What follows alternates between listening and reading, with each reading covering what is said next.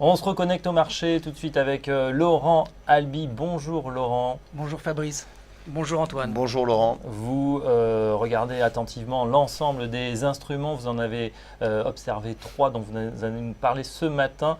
Le cuivre, le Bund et le blé de Paris. On commence par l'or rouge, le cuivre. D'accord. Alors effectivement aujourd'hui c'est une journée où il faut se creuser la tête pour trouver des idées. Tout ça la faute à Janet Yellen qui paralyse l'ensemble des marchés. Alors sur Daytrader Live on a quand même trouvé des opportunités potentielles et en l'occurrence le cuivre est sur un niveau de support ça c'est pas le bon chart, un niveau de support, il faut le rafraîchir, un niveau de support qui est en train d'être, voilà, ça c'est le bon chart. Donc on voit le soutien qui est en train de lâcher et des vendeurs qui sont en train de revenir progressivement sur le marché. Alors qu'est-ce qu'on peut dire ?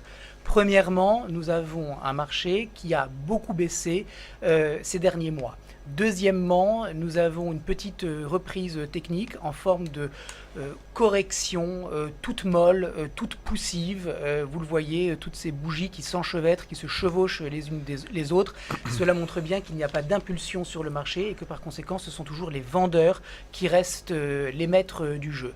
On a eu une petite consolidation latérale et puis aujourd'hui, ce matin, on a un support qui est en train de lâcher. Cela me fait donc penser que le cuivre va peut-être reprendre la tendance baissière qui était la sienne avant la consolidation. Je place un stop à 264,80, autrement dit à 2,64,80 $. C'est le segment rouge en pointillé que vous voyez à droite de l'écran. Je rentre. Alors, il y a deux façons de rentrer. Soit sur pullback, qui, vous l'avez compris, est une manière que j'affectionne, soit directement au marché maintenant. Si on rentre sur le pullback, on essaye d'attraper les 2,60, c'est juste un tout petit peu au-dessus du prix actuel, et on vise 252,75 dans un premier temps. Soit on pense que l'accélération baissière est en cours et qu'il n'y aura pas de pullback, ce qui est également une possibilité.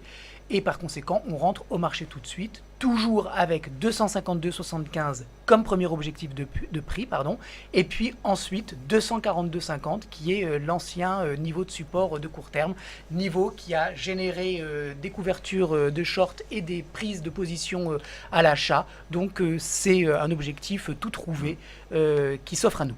Alors Laurent, je vais revenir sur l'évolution du cuivre depuis un horizon de temps un peu plus long terme. On voit que sur le graphique, on est en tendance baissière claire et nette depuis plus d'un an sur le cuivre.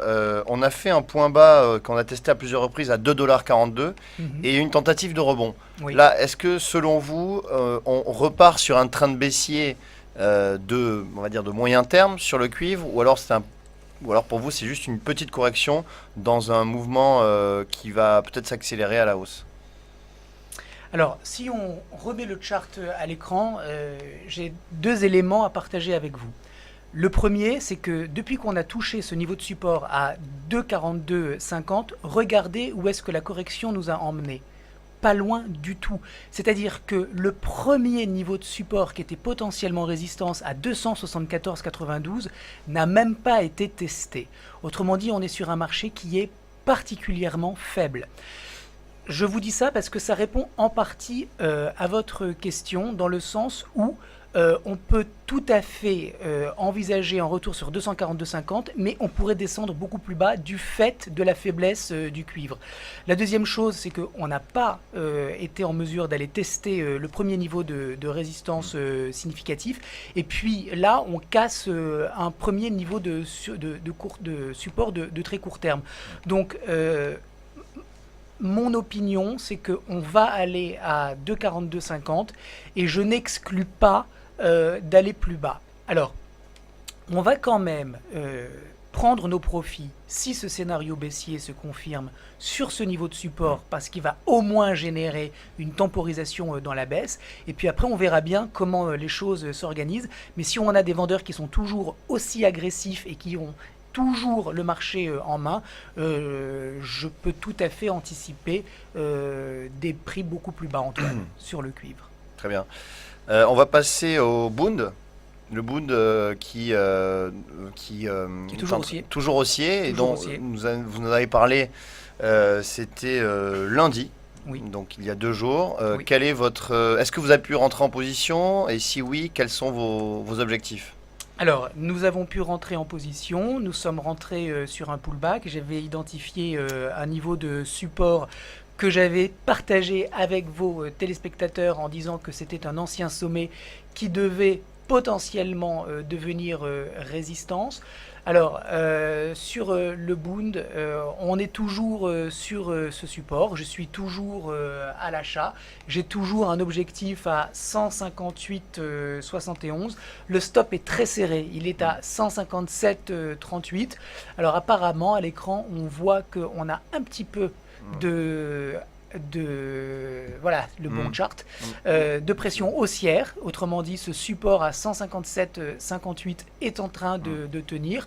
Bon, ce n'est que le milieu, enfin ce n'est que le début de journée, pardon, donc il va falloir attendre de voir si on a une confirmation ou pas, mais en tout cas on reste positionné sur le Bund. Alors pour les retardataires, ceux qui ne sont pas rentrés comme nous quand j'en ai parlé lundi, je pense que compte tenu du placement du stop loss et de l'objectif de prix, qu'il n'est pas trop tard pour rentrer sur le Bund à l'achat. On est rentré à 157,58, on est à 157,82. C'est vrai que le prix s'est un petit peu apprécié, mais regardez où est-ce que j'ai mis mon objectif par rapport au stop. On a encore un très beau ratio rendement-risque, donc pour tous ceux que ça intéresse, on peut toujours envisager de rentrer à l'achat sur le Bund, qui reste un marché très fort et qui devrait, en toute logique, rejoindre son précédent sommet. Très bien, on termine par une matière première, le blé. Il faut bien en parler dans cette émission sur l'investissement. Le blé de Paris. Oui, alors le blé Paris, j'en ai parlé également lundi. Je voulais rentrer sur un pullback. Ce pullback a eu lieu, mais j'ai été un petit peu trop gourmand. Autrement dit, le marché s'est arrêté un tic au-dessus de mon niveau de pullback et est reparti à la hausse. Vous imaginez que j'étais énervé, mais c'est des choses qui arrivent. Alors là, j'ai encore la même stratégie à l'achat sur le blé Paris. Je cherche à payer cette matière première parce que il me semble qu'on est maintenant un marché qui est en phase d'accélération haussière et que par conséquent, on peut aller rejoindre l'objectif à 198,50. Alors, mon prix d'achat, il est sur les précédents sommets de cette petite zone de consolidation autour de 190,50. Donc si on retourne sur ce niveau à 190,50, je paye avec un stop à 188,25. Un target, donc, comme je vous l'ai dit, à 198,50. Ça me fait un très beau ratio rendement-risque.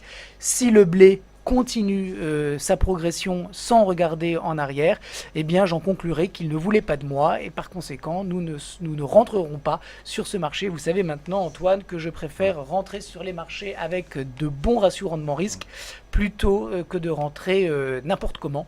Et donc si on a un petit retracement, on en profite, et si on a un marché qui est vraiment fort et qui ne veut pas regarder en arrière et qui ne retrace rien, eh bien nous le regarderons progresser sans nous.